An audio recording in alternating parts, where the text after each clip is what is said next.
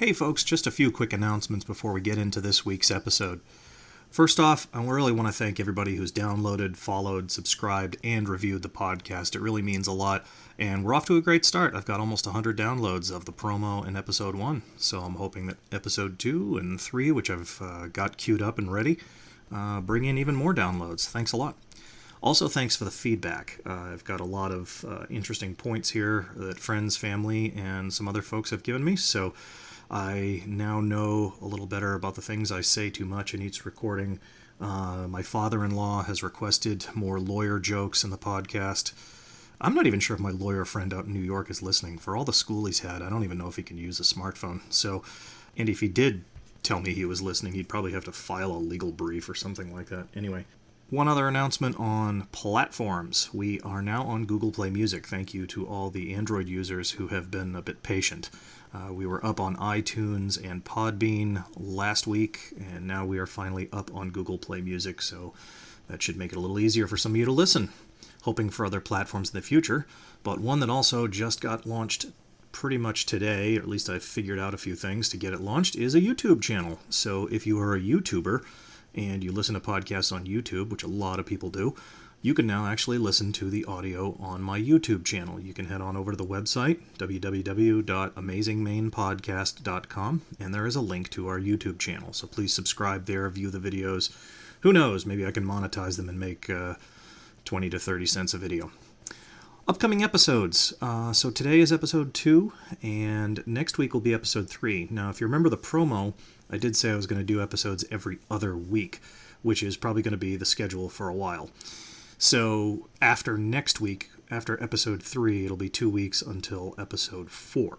Reason I'm releasing episode 2 today, one, I want to capitalize on the momentum that I've got going, which is nice. Even though it's small compared to the big guys, it's still really great and I really appreciate it. But also, this is kind of a continuation of episode 1. I know the subject matter for episode 1 and for this one is a bit scattered, a bit all over the place, but I did record it some months ago, but I didn't want to get it out there anyway.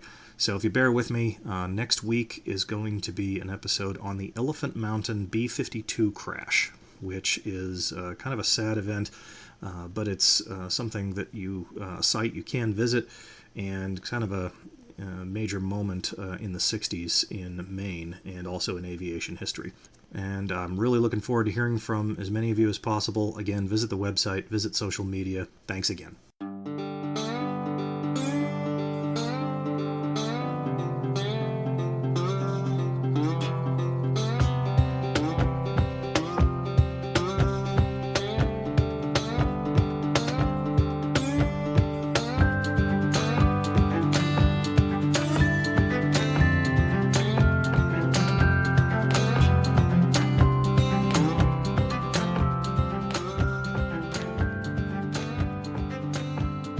Hello everyone, and welcome back to the Amazing Maine podcast, the unofficial podcast of out-of-work middle-aged dads. So thanks again for joining us. This is episode 2, entitled, Why Do You Live There? If you don't know where I live, just go back and listen to episode 1. It'll tell you all about the small town in Maine that I live in. Before we get to the episode, the usual podcast housekeeping, everybody's favorite stuff. It would be great if you went on over to our website, amazingmainepodcast.com. Check out our blog posts, and also look for social media links in the upper right-hand corner. We're on Facebook, Twitter, Instagram, and we're even on LinkedIn. So please, on any or all of those platforms, join up with us, comment, follow, give us a review.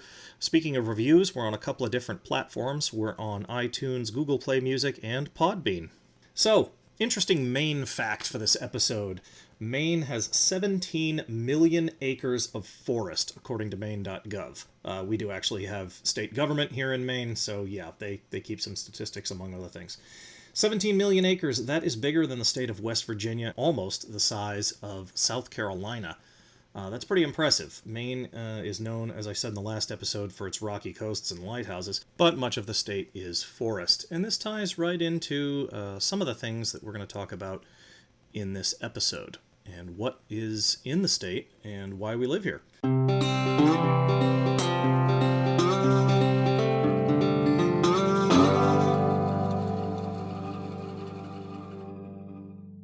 So what's it like to live in rural Maine? Well, The running joke in our family and other families is that you're basically 30 minutes from anything and everything. We live in this small little town of Andover, and we are 30 minutes at a minimum from a grocery store, a Walmart, a Dunkin' Donuts, a hospital, anything approaching a police station. So you have to expect a drive. Our family mechanic jokes that my wife's car never gets shut off because she's always running the kids somewhere, and everything is at least an hour round trip. So if you want to take a kid to a sporting event or possibly across town to visit a friend, it's going to be a bit of a drive. Another thing that can affect life in Maine a great deal is the seasons. Now, Maine is not known as a very warm place to live, so winter is obviously one of the most prominent seasons. It runs several months of our lives. You generally see significant snowfall sometime in December, but you're going to see it before that in even October. Certainly in November, it just may not stick around too much. So there's a number of ski areas around us. There's a lot of snowmobiling. Maine has an immense amount of snowmobile trails. Many of these are groomed by local clubs, and it actually draws a lot of people into our particular area. We're at the convergence of a number of major snowmobile trails that can take you all the way into Canada, all the way throughout the Northeast.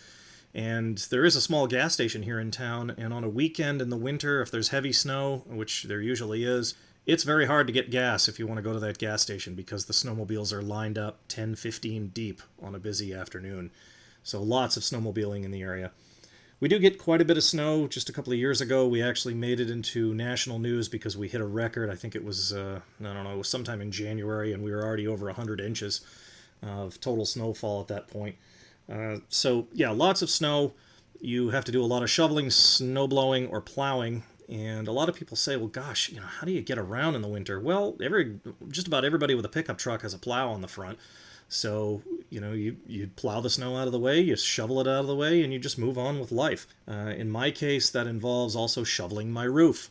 Now, if you've never heard of such a thing, yes, this is a thing. You actually have to get up on your roof with a snow scoop, which is a big, broad shovel, or a snow shovel, and you have to shovel the snow off. Why? I have a low-pitch roof, and the snow does not clear itself off. It's not a metal roof, so if you want to get the snow off so that your roof, A, doesn't start to leak when it melts a little bit, or B, God forbid, collapse your roof, then you get up there and you shovel it. That's just what you do. Now, you might be saying, well, why the heck would you have a low-pitch roof living in an area where you get hundreds of inches of snow? That's a good question. I'm not sure why. Anyway, I didn't build the place, but, It also gets cold, really cold. The coldest that I have ever recalled feeling was negative 36 Fahrenheit.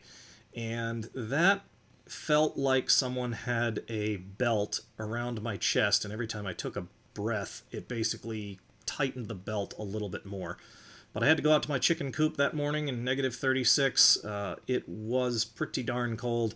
Luckily, it didn't last more than about a day. But it's very common with wind chill for it to be below zero on many afternoons or days in the winter. That's a pretty common thing. Spring here in Maine is very gray and very muddy. We don't have a ton of dirt roads around us, but it definitely is mud season. We don't get the beautiful blooms that you get down in like Pennsylvania or the Virginia area. There's certainly plenty of flowers and everything, but it's not anywhere near as early, and it's not as vibrant as some parts of the country. So spring is not our best season, in my humble opinion. Summer is short, but boy, it's really nice. It's not too hot, and once you get past the spring bugs and things like that, it really is great for the outdoors. If you're doing anything like boating or hiking or just, being outside, summer in Maine is fantastic. Obviously, the best months are July and August. But as I record this here in mid-June, it's gorgeous. It's 75 outside, and, it's just a wonderful time of the year. It's my wife's favorite time of the year. It doesn't last long enough for her, but, it is what it is. It's so short, however, that most people in Maine don't even have air conditioning. Now, if you live in a part of the country where air conditioning is your lifeline, well, we just don't have it here. There's not much call for it. There might be a couple of weeks where you need it. And where we think we need it is not where you think we need it. I get grumpy if it gets above 85 degrees and I want to turn on AC or put a window unit in. It would have to get well above 120 for my wife to want that. So it's just not as common up here. Some people do have it, but it's kind of rare. Everybody has heat in the winter, though. That's the important thing. So Fall. That brings us on to the leaf peepers, leaf lookers, those kinds of. If you don't know what that is, basically, fall is so gorgeous in Maine and really in northern New England, New Hampshire, and Vermont as well, that a lot of people just come up to see the foliage and see the leaves change. It is a beautiful part of the year. I highly recommend you come up this way just to see it, take a drive. With today's technology, you can just look it up, put it into your GPS or into your map app on your phone, and then just go for a drive. Come up and stay for a weekend. You won't regret it. There's all kinds of good events going on. That's when there's a lot of festivals and things. It's just a terrific time of year. It's warm days, cool nights. Highly recommend it.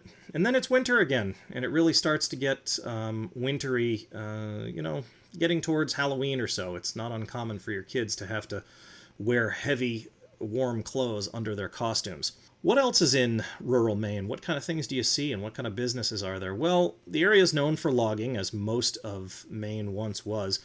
There was a time, I can remember back in my teen years, when my family owned a camp, and that's a cabin to anyone else in the U.S., but owned a cabin up in northern Maine, and you saw logging trucks all the time. And on their roads, which you were allowed to drive on occasionally, you got out of their way. If you ever saw the show American Loggers, that showed some people out of the area of Millinocket, Maine, which is where our cabin was, they weren't kidding. Those logging trucks were really moving. And back then, this is when we owned this place, was back in the mid-'80s.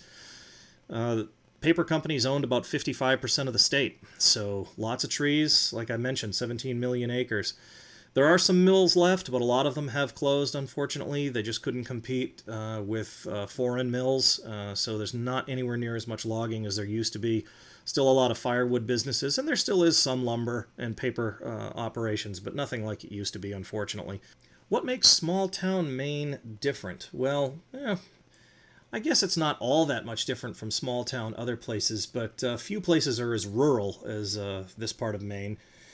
Things don't change quickly around here. That may sound like a bit of a cliche, but really doesn't. A lot of the houses here are very, very old and have been in the same family for many generations. It's very quiet here, really, really quiet, so that you can hear wildlife at a distance. You can hear a truck coming at a long way away. There just isn't that much to make noise up here. There's not really a lot of traffic. There's no operation. My town doesn't even have a traffic signal in it, just has a stop sign in the center of town. So not a lot of road traffic, not a lot of industry or anything like that to make noise. So if you really want to come to a place to see the beauty of nature and not hear a lot of people, Maine is the place. So yeah, not a lot of people move in, and an odd thing about rural Maine is customers need the reference. So when I first moved to the town of Andover, Maine, I needed some work done on my house. And while people are very friendly and very nice and helpful, when you first move in, I wouldn't say they're standoffish, but they're just a little unsure of you. And I had to have other people that did know me in town say to contractors, "Oh yeah, they're okay, they're good people, they'll pay you, they'll take care of you," that sort of thing, before they would work for us. So it's kind of in reverse. Whereas in a more populated area, the contractor might need the reference to get the job. Here in rural Maine, we chuckle about it a lot, but the customer typically needs the reference to get started. Once you get started, though, everything's fine. This town is just full of great people, as most Maine towns are. A lot of people ask me, why do you live there? Gosh, it's so far from everything. How can you possibly, deal with that type of life? And I say, you know what? I've got a few kids, and every grandmother in the town of Andover knows who my kids are and where they're supposed to be. And that's one of the greatest things about this state is its low crime rate. It's one of the lowest in the nation. A recent 2017 usnews.com article ranked it as the lowest violent crime rate in the nation. And a lot of that has to do with its rural nature and not a lot of people. And, you could talk about all the reasons for that. But it's a very safe place to live. And those people, once you get to know them, they will help you fix anything. I remember years ago when I was putting in a deck on the side of my house, and I realized, oh geez, I needed someone with a piece of equipment. And my father, who has spent many years living in Massachusetts and perhaps become a bit jaded as to, how things operate, he said, oh gosh, we're not going to be able to continue with this project without a tractor. And I said, okay, hang on a second, I'll go call somebody. And he looked at me like I had three heads. He said, what do you mean you're going to go call somebody? You can't get somebody here with a tractor to smooth out this gravel and do that. And I said, sure I can. I went in the house, I called a friend's dad and I said, hey, can you come over with your tractor and help smooth out this gravel? About 10 minutes later, he was there with his tractor. And that's kind of what it's like to live around here. You just, you have wonderful neighbors and they help you out with just about anything.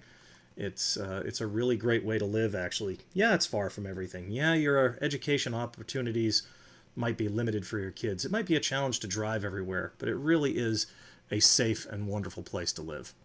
Another great reason for living here, property can be pretty cheap. When I initially bought my house, back in 2003, I got almost 5 acres, a house, garage, barn, carport, a shed, for $150,000 roughly. And you can still get a few acres and a large house for about that price. Under $200,000 will get you quite a lot in rural Maine. Other than being far from everything, the other trade-offs are that there isn't a lot of jobs up here. You have to be pretty creative, which is one of the reasons why you're listening to this podcast, because I'm exploring my creative side. But, that property, don't expect it to be called by your family name anytime soon. As I mentioned before, things don't change very quickly. And I've lived here, as I said, 16 years, and people still refer to this piece of property by not even the previous owner, but the owner before that.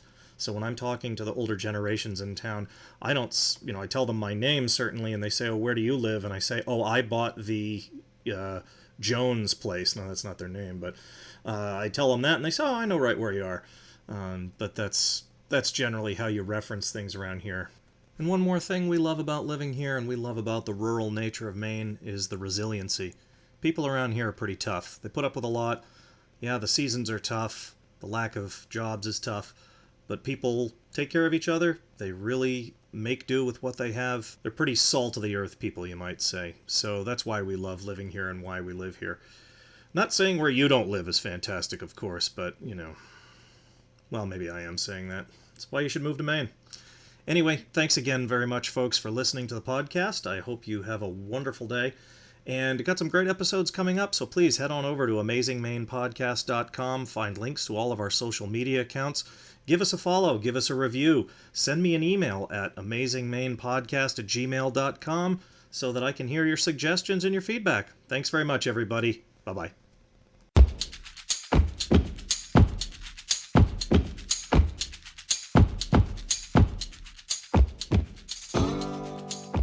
Thanks for listening to the Amazing Maine podcast.